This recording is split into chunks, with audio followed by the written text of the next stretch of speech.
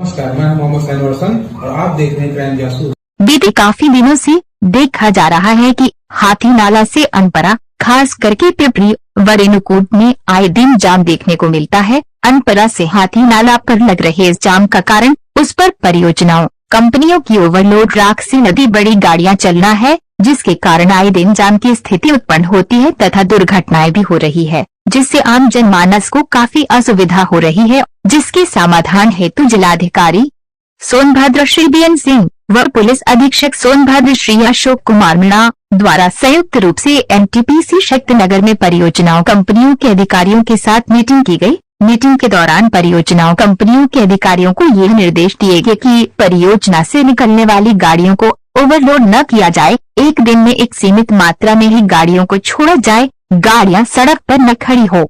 सभी परियोजनाएं कंपनियां अपने अंदर अपनी गाड़ियों को खड़ी करने के लिए उचित प्रबंध करे। 7 साल से अधिक पुरानी गाड़ियों का इस्तेमाल न किया जाए, जिससे कि दुर्घटना की संभावना कम हो सके। इसके अलावा मीटिंग में अधिकारियों द्वारा ये बताया गया कि हाथी नाला से अनपरा के बीच 3 स्थानों को चिन्हित कर परियोजनाओं के सहयोग से रिकवरी वैन रखी जाएगी, जिससे कोई भी गाड़ी खराब होने पर तत्काल उसे रोड के किनारे किया जा सके तथा पुलिस पेट्रोलिंग की भी व्यवस्था की जाएगी, जिससे कोई सूचना मिलने पर तत्काल मौके पर पहुंचकर आवश्यक कार्यवाही किया जा सके, जिससे आम जनमानस को भी कोई असुविधा न हो और परियोजनाएं भी सुचारू रूप से चल सके। आइए सुनते हैं जनपद सोनभद्र के जिलाधिकारी व पुलिस अधीक्षक ने मीटिंग के उपरांत मीटिंग के बारे में क्या बताया।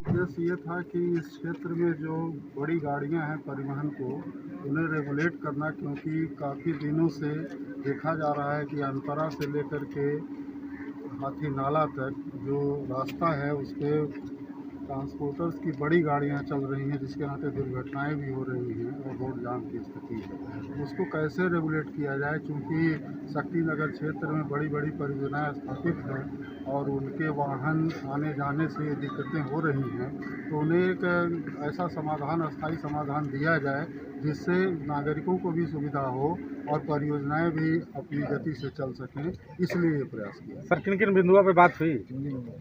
देखिए, यहाँ से जो एस डाइक से गाड़ियाँ जाती हैं उनमें ओवरलोडिंग न की जाए, साथ ही उनको रेगुलेट किया जाए। एक दिन में एक सीमित मात्रा में ही गाड़ियाँ छोड़ी जाएं, गाड़ियाँ सड़क पर खड़ी न हों।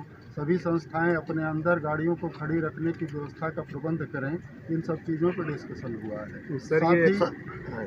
सर, ये जो तिरपाल जो ढक के ये जो राख परिवहन हो रहा है, तो सर इसका कोई मैकेनिकल लूजर, कोई कंटेनर से भी जाने का कुछ आप लोग दोनों तरीके के हैं। एक कैप्सूल से करते हैं जिसमें जो सूखी राख होती है, राखड़, उसको ले जाते हैं, और जो जिसमें नमी होती है, पानी होता है, उसको ये तिरपाल से ढक के ले जाते हैं।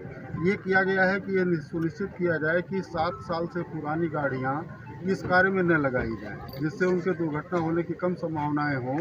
और जो तिरपाल से ढकी हुई गाड़ियां हैं उनको देख लिया जाए कि उनमें राख है, रास्ते में गिरे न और सुरक्षित ढंग से पहुँचे। सर, जो अनपरा से रेणुकूट के बीच में अक्सर गाड़ियां पलट जाती हैं, उस सबसे बड़ा कारण बन रहा है जाम का। आज हम इसके पूरी प्रशासन चाहे एकदम सिरदर्द हो गया, प्रशासन के लिए, जनता के लिए, पब्लिक के लिए। आज हम लोगों ने हाथी नाला से लेकर के आली रोड तक निरीक्षण किया है।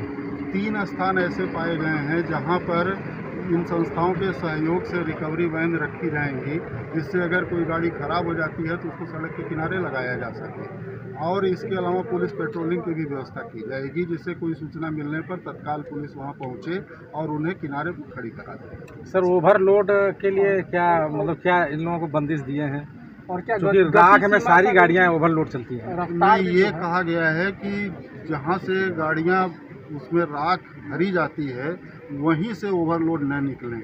एनटीपीसी की दोनों जो यूनिटें हैं यहाँ, वो अपने यहाँ वजन तौलने की व्यवस्था करें, और रोड पर अगर ओवरलोड गाड़ियाँ आएंगी तो पुलिस अपने तरीके से उन पर कार्रवाई करेगी। जी सर, क्योंकि कांटा है, रफ्तार को लेकर के कोई गति सीमा कोई निर्धारित? चूँकि ये पहाड़ी रास्ता है और यहाँ पे एक सीमित स्पीड में ही गाड़ी चल सकती है, और वैसे ड्राइवर जो इसके लिए ट्रेंड है वही चला सकते हैं, तो हम लोगों ने आज 7 साल की सीमा रखी है कि उससे पुरानी गाड़ियाँ न चलें। सर, 2-4 ब्रेकर के लिए भी कोई निर्देशित हो जाए तो ब्रेकर भी? देखिए, यहाँ पे नेशनल हाईवे के और पीडब्ल्यूडी विभाग के भी अभियंता मौजूद थे।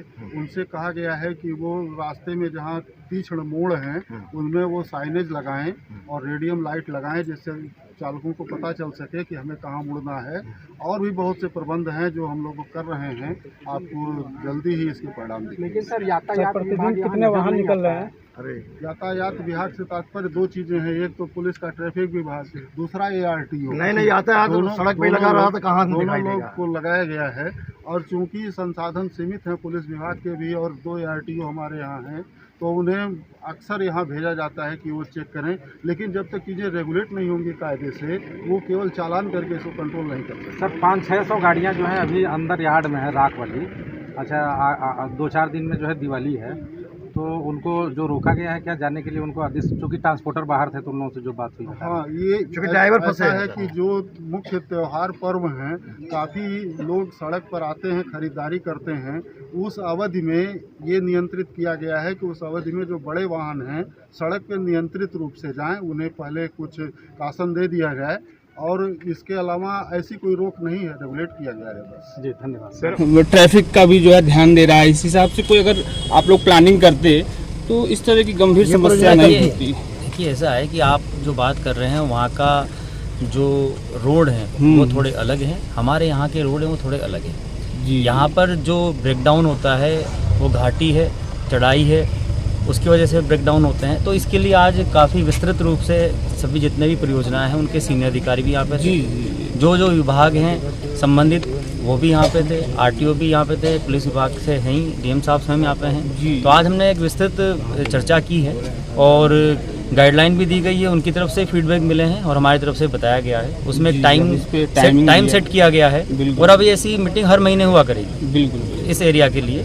तो निश्चित रूप से जितनी चीज़ें अभी बताई गई है आपको, तो उसके अगले 15 से 20 दिन में आपको चेंज भी दिखेंगे, परिवर्तन भी दिखेंगे। और ये इसीलिए है कि आम जनमानस को कोई दिक्कत ना हो और जो जितने भी यहाँ पे इंडस्ट्रियल काम चल रहे हैं और परियोजनाओं के जो काम चल रहे हैं उसमें भी कहीं बाधा ना हो, तो एक बैलेंस बनाकर काम करने की जरूरत है। तो उसी तरीके से आज सारी बातें करते हुए बताया गया है। तो मुझे लगता है कि आने वाले टाइम में जो समस्याएं हैं उनका समाधान होगा और चीज़ें और बेहतर होगी।